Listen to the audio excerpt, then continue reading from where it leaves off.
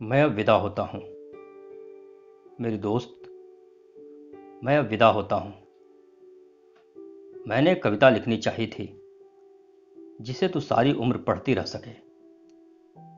उस कविता में महकते हुए धनिये का जिक्र होना था, ईखों की सरसराहट का जिक्र होना था और सरसों के नाजुक शोखी का जिक्र होना था।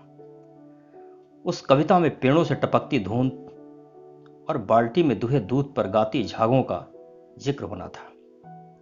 और जो भी शेष मैंने तेरे जिस्म में देखा, उस सब कुछ का जिक्र होना था। उस कविता में मेरे हाथों के घट्टों ने मुस्कुराना था, मेरी छाती के बालों के नर्म शाल में से सेंक की लपटें उठनी थीं।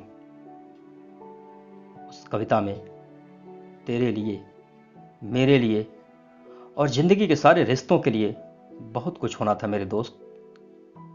लेकिन बहुत ही बेस्वाद है दुनिया के इस उलझे हुए नक्शे से निपटना। और अगर मैं लिख भी लेता वो शगलों भरी कविता, तो उसने यूं ही दम तोड़ देना था। तुझे और मुझे छाती पर बिलखते छोड़कर मेरी दोस्त, कविता बहुत ही शक्तिहीन हो गई है। जबकि हथियारों के नाखून बुरी तरह बढ़ आए हैं और अब हर तरह की कविता से पहले हथियारों से युद्ध करना बहुत जरूरी हो गया है। युद्ध में हर चीज को बड़ी आसानी से समझ लिया जाता है, अपना या दुश्मन का नाम लिखने की तरह।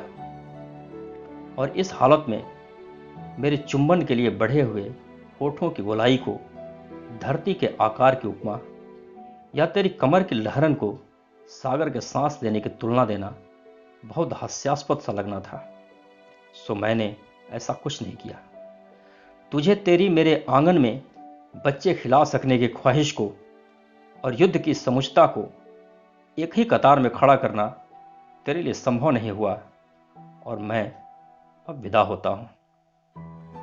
मेरे दोस्त, हम याद रखेंगे कि दिन में लोहार की भट्टी की भांति तपने वाले अपने गांव के टीले रात को फूलों की तरह महक उठते हैं और चांदनी में रस भरे टाक के ढेरों पर लेटकर स्वर्ग को गाली देना बहुत संगीतमय होता है।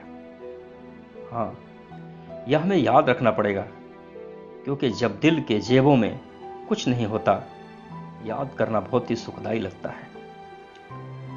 मैं इस विदाई की घड़ी को धन्यवाद करना चाहता हूं उन सब हसीन चीजों का जो हमारी मुलाकातों पर तंबू की तरफ तनती रहीं,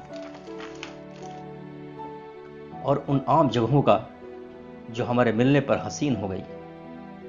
मैं धन्यवाद करता हूं अपने सिर पर ठहर जाने वाली तेरी तरह हल्की और गीतों भरी पवन का, जो मेरा दिल लगाए रखती रही तेरा इंतजार करते। आड़ पर उग गए रेशमी घास का, जो तेरी रुमकती हुई चाल के आगे सदा भिच गया। टीणों में से झड़ी कपास का, जिन्होंने कभी कोई ऐतराज न किया और सदा मुस्कुराकर हमारे लिए सेज बन गई। ईंख पर तैनात पिद्दियों का, जिन्होंने आने जाने वालों की खबर रखी। जवान होते गेहूं का, जो हमें बैठे न सही लेटे हुए तो ढकता रहा। मैं धन्यवाद करता हूं सरसों के छोटे छोटे फूलों का, जिन्होंने मुझे कई बार बख्शा अवसर पराग के सर तेरे बालों से झाड़ने का। मैं मनुष्य हूं, बहुत कुछ छोटा छोटा जोड़कर बना हूं, और उन सब चीजों के लिए जिन्होंने मुझे बिखर जाने से बचाए रखा, मेरे पास बहुत शुक्राना है। मैं धन्यवाद करना चाहता हूं। प्यार करना बहुत ही सहज है, जैसे कि जुल्म को सहते हुए अपने आप को लड़ाई के लिए तैयार करना, या जैसे गुप्तवास में लगी हुई गोली का किसी झोपड़ी में पड़े रहकर जख्म भरने वाले दिनों की कोई कल्पना करे। प्यार करना और लड़ सकना, जीने पर ईमान ले आना मेरे दोस्त, यही होता है।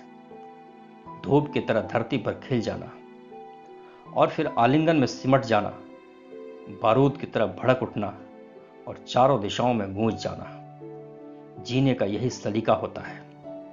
प्यार करना और जीना उन्हें कभी नहीं आएगा जिन्हें जिंदगी ने बनिया बना दिया। जिस्मों का रिश्ता समझ सकना, खुशी और नफरत में कभी लीक न खींचना, जिंदगी के फैले हुए आकार पर फिदा होना, सहम को चीर कर मिलना और विदा होना बहुत सुरम का काम होता है मेरे दोस्त। मैं अब विदा होता हूं। तू भूल जाना मैंने तुम्हें किस तरह पलकों में पालकर जवान किया, कि मेरी नजरों ने क्या कुछ नहीं किया तेरे नक्शों के धार बांधने में, कि मेरे चुंबनों ने कितना खूबसूरत कर दिया तेरा चेहरा, कि मेरे आलिंगनों ने तेरा मोम जैसा बदन कैसे सांचे में ढाला। तू यह सभी कुछ भूल जाना मेरे दोस्त, सिवाय इसके कि मुझे जीने की बहुत इच्छा थी, कि मैं गले तक जिंदगी में डूबना चाहता था। मेरे हिस्से का भी जी लेना मेरे दोस्त, मेरे हिस्से का भी जी लेना।